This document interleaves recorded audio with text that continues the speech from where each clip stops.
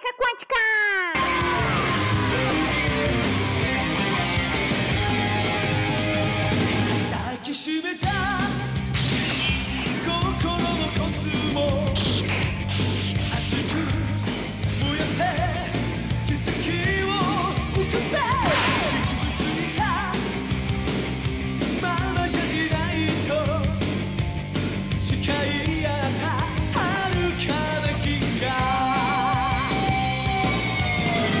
Quantum Mechanics.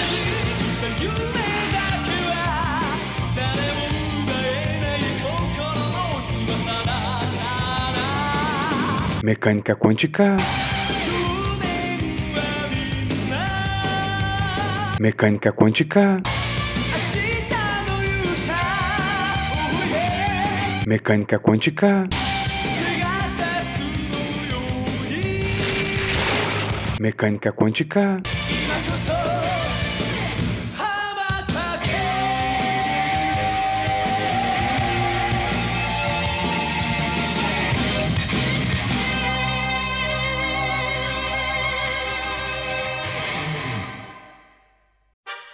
Episódio de hoje. E aí, pessoal? Vamos começar a nossa segunda semana da teoria de perturbação dependendo do tempo. Estamos na quinta semana do nosso curso. Então a gente vai seguir. Hoje a gente vai, essa semana vai seguindo lá o tema e bora. O assunto de hoje é a perturbação periódica. Né? É um caso mais específico, tudo está dentro do que a gente já resolveu, que é caso geral, né? Só que agora é um caso específico, perturbação periódica. Então bora lá, antes só fazer o nosso resuminho até agora.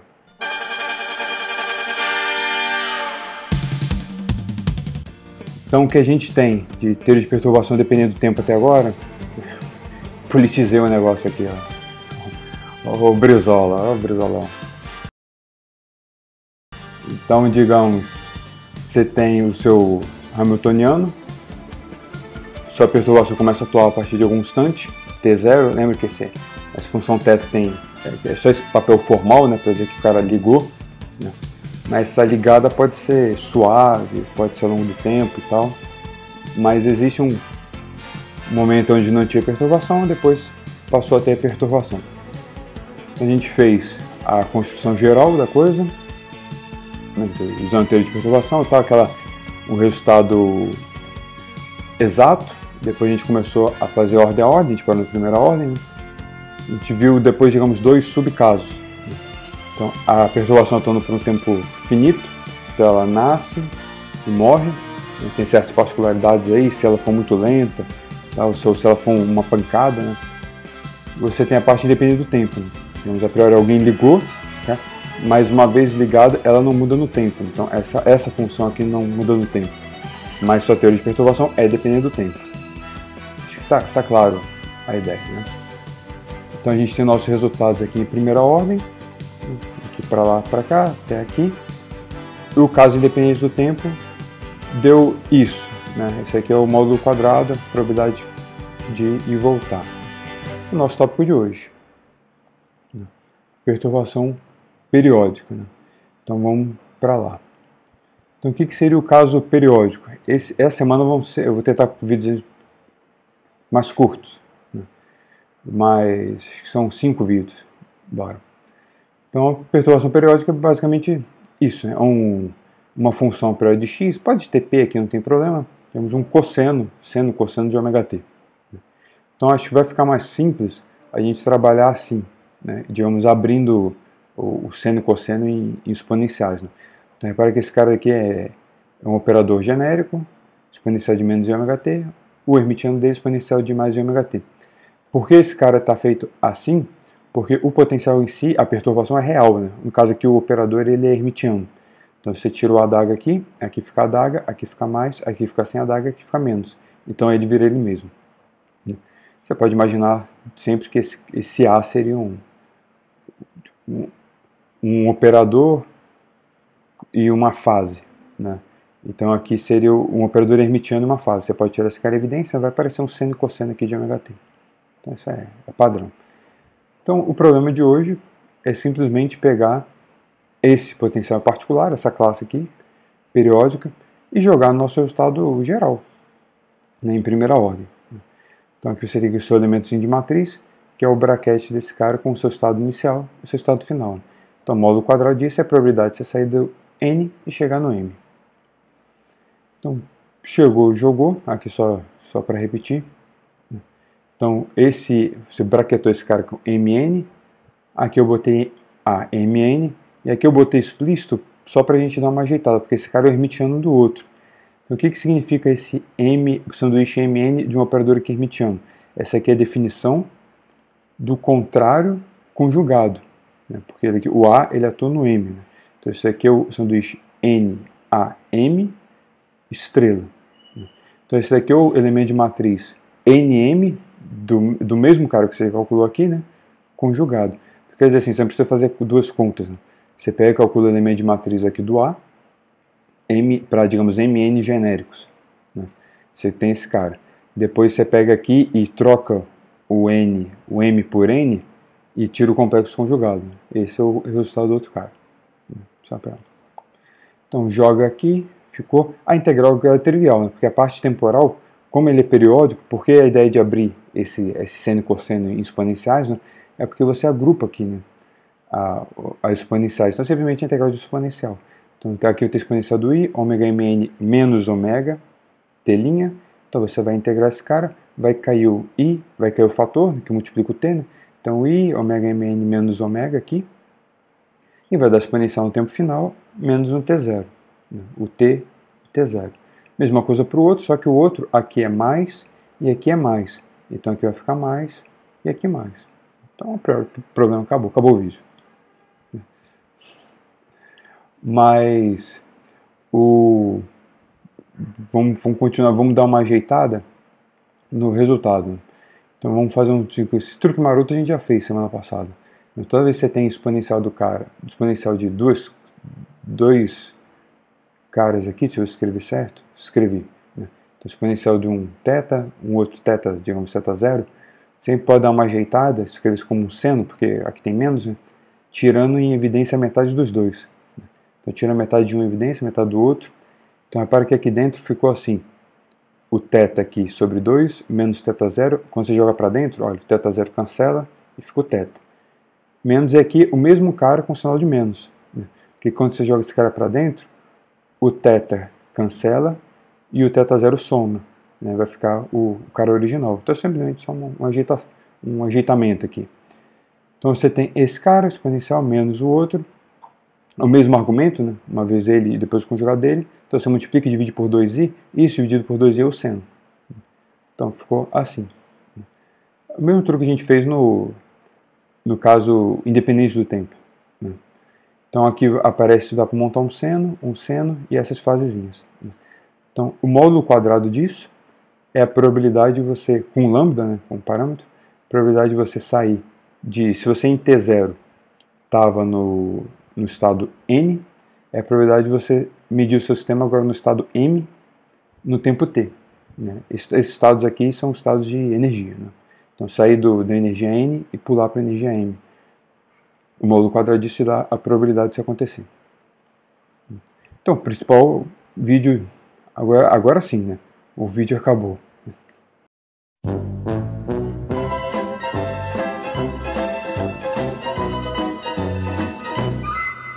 Só que não. Aqui, vamos fazer, para acabar o vídeo antes, né, vamos fazer um exemplozinho. Então, um exemplo besta é um oscilador. Vamos pegar um oscilador forçado, uma forcinha periódica, sem problema nenhum, só para exemplificar. Então, essa força periódica seria assim, né, essa perturbação é x, é proporcional, não? Então a sua força é derivada desse cara aqui com relação a x, menos a derivada com relação a x, então a força é F0 seno de ômega t, esse ômega barra. Né? Então é simplesmente uma força, ela só muda no tempo, né? Ela não depende do espaço. Então oscilador, alguém pegou o seu oscilador e está balançando. Vou assumir que esse ômega barra necessariamente é diferente do ômega. Esse ômega aqui que eu estava usando para força periódica é o que eu vou usar para a frequência do oscilador, então não confunde. O ômega que a gente usou lá para o periódico vai ser esse ômega barra aqui. Então já fiz confusão da coisa, mas tudo bem. Então para a gente botar no modelo padrão que a gente construiu, vamos abrir esse seno. Então aqui exponencial com menos, exponencial com mais, esse fatorzinho, esse fatorzinho. Repara que esse fator daqui é o conjugado do outro. Então aqui é o A, aqui junto com o lambda, lambda A, esse aqui é o lambda A adaga. Lembra que x é, quando botar em operador, né, x é hermitiano. Então é só jogar no resultado final. Para o resultado final estar pronto, a gente só precisa desse elemento de matriz. A única coisa que precisa calcular é esse mn aqui. Só como é oscilador é facinho. Né? Bota aqui no lugar do x, A mais a adaga, com esse fatorzinho. Então aqui, vamos pegar esse primeiro. Esse cara atua, sai raiz de n, e aqui fica n menos 1. Então você vai braquetar esses dois, aqui ficou delta m, n menos 1. Esse cara atua, raiz de n mais 1, braquetou, delta m, n mais 1. Acabou o problema, né? O outro, que ó, é só pegar o contrário, né? Então você vai fazer eu simplesmente troquei aqui m por n, essa conta. Mas como, só para ficar mais ajeitado, como o n é dado, eu quero saber a probabilidade de chegar no m, esse delta aqui eu estou reescrevendo ao contrário. Repara que esse delta de n, m menos 1, ele só não é zero quando m for n mais 1. Então eu vou escrever esse cara como delta m, n mais 1. Então no lugar do m, eu vou escrever n mais 1. E aqui a mesma coisa, no lugar, esse cara só não é zero quando o m é n menos 1. Então eu boto n menos 1, aqui m no lugar do m eu boto n menos 1. Então ele tem a mesma estrutura do outro, né? Que delta raiz de n mais 1, delta n mais 1, raiz de n, delta m, n menos 1. Então agora está pronto. Lembrando que o que você precisa lá é o conjugado desse. Então é só trocar o sinal aqui e botar um menos. Agora é só jogar. Então só está colocado no problema. E como eles, digamos, têm a mesma estrutura do resultado, né? Aparece esse cara e outro cara, já eles se ajeitam. Né? Aparece os mesmos termos, você pode botar em evidência aqui. Se eu não errei, né? Você verifica que deu isso, só que eu só dei ajeitado. Então, ou esse cara, ele... Depois eu comento isso aqui. Ou esse cara, ele dado n, lembra que o n você deu, o cara quando ele começou, você quer saber o n. Ele só pode pular por causa dessa particularidade da força, né, que o potencial é linear, a perturbação é linear, ele só pode pular o m, só pode ser o n mais 1 ou n menos 1. Então, dada a energia n, ele só pode pular para um cara para cima ou para um cara para baixo. Né? A probabilidade, então, agora aqui, vocês erraram um pouco na lista anterior, né, quando fez as contas assim, para você tem que pegar aqui caso a caso, não tem um resultado geral, né? Você tem que dizer o m. Né? Então você sabe que para m, qualquer m diferente de n mais 1 ou n menos 1 deu zero. Aí você vai pegar esse módulo quadrado, digamos, vai pegar m igual a n menos 1. Então você bota aqui, esse cara vai ser 1, aqui você descarta, ficou esse raiz de n, agora você pega o que está aqui dentro, com m igual a n menos 1 e pega o quadrado. Então esse é o resultado para ele transitar do n para o n menos 1. E para o m mais 1, você bota aqui igual a 1, joga esse cara fora. No lugar do m aqui, você bota n mais 1 e pega esse módulo quadrado. Então você vai ter uma tabela. Não é um resultado geral que vai te dando a probabilidade de pular para cá, para lá, por aí. Você tem a tabela, você vai dando, eu quero para esse resultado final, deu 0. Para esse resultado final, deu 0. Para esse resultado final, deu isso. Para outro resultado final, deu isso. Então você tem várias, digamos, múltiplas possibilidades ao mesmo tempo. Né? Ele pode ir para cima ou pode ir para baixo. Múltiplos aqui são duas possibilidades. Aqui, até para matar esse caso, eu peguei só esse cara sendo que ele começa no estado fundamental. Então, se ele começa no estado fundamental, n é 0, esse que não existe. Né? Aqui o n é 0, né? Porque não dá para ele descer para o menos 1. Né? Então, só tem esse termo daqui. Então, n igual a 0, aqui você bota, ele só tem a possibilidade de pular do fundamental para o primeiro estado. Aqui é 1, é só botar n igual a 0 aqui e m igual a 1, módulo quadrado disso. O gráfico fica assim. Né? Então, aqui eu parei aqui, mas ele é periódico. Né? Aí esse cara repete, a estrutura repete. Então, essa teoria de perturbação é boa se esse valor aqui ainda é pequenininho. Então, ele começa do 0, essa probabilidade cresce. Repara que ela tem um máximo 2 picos por aqui, né? Cai um pouquinho. Mas durante esse tempo aqui, né? Depois múltiplos desse 2π, esse cara é 2π, por aí, 2π, 4π, por aí vai, você tem a probabilidade maior de ocorrer a transição. E para outros tempos é muito pouco provável que ele faça essa transição. Inclusive, aqui, quando esse ômega t for... Aqui eu não sei, eu cortei os valores numéricos. Né? Mas aqui quando ômega-t for um certo valor, ele não tem probabilidade nenhuma, né? Então ele tem probabilidade de pular, depois desce. Probabilidade sobe e desce, sobe e desce. É a estrutura aqui do problema. Uma observação, para a gente acabar o vídeo, já não está tão pequeno assim, né? É se seu estado final ele for, digamos, for mais ele pular ou subir um h cortado ômega barra. Né? Para o nosso caso particular aqui, o que seria isso? Né? Ele pode subir, pular para 1, descer 1, mas se esse for exatamente para ser ômega barra, então o seu ômega tem que ser ômega barra. Então quer dizer assim, a sua frequência externa tem que ser exatamente a frequência do oscilador. Né? Então, qual o problema nesse caso? Se você for olhar aqui, melhor talvez olhar aqui. Você pega primeiro aqui, m igual a n mais 1. Então você bota aqui n mais 1, o n corta, aqui ficou então ômega menos ômega barra. E aqui é a mesma coisa, né? Vai ficar ômega menos ômega barra. Então só que se o ômega barra for ômega, aqui você divide por 0. Né? Só que aqui 0 também. Então você tem um problema aqui, uma indeterminação. Mesma coisa se for o caso menos 1, então se eu boto aqui ômega for ômega barra e o m for n menos 1, aqui vai ficar n cancelou, vai ficar menos 1, então vai ficar ômega menos ômega. E aqui ômega menos ômega. Então, tanto num caso quanto no outro, uma hora esses casos vão cancelar um termo, ou o primeiro termo, né, quando for mais 1, vai cancelar aquele primeiro, e quando for menos 1, vai cancelar não, desculpa. Você vai ter uma indeterminação no primeiro, e quando é menos 1, uma indeterminação no segundo. Então você tem um 0 sobre 0. Mas esse 0 sobre 0 é resolvível, né? Porque seno, quando esse cara vai a 0, o seno vira o argumento. Então aqui eles se cancelam. Né? Então fica basicamente ΔT. Mas isso é um resultado preocupante, porque se esse cara ele não tem mais a estrutura periódica no tempo, né? Ele simplesmente ficou linear no tempo.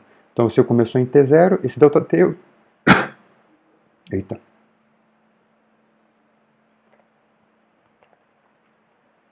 ΔT é o T menos C0. Então se você vai deixando o tempo passar, esse cara só cresce. Né? A probabilidade de ele transitar é esse cara ao quadrado.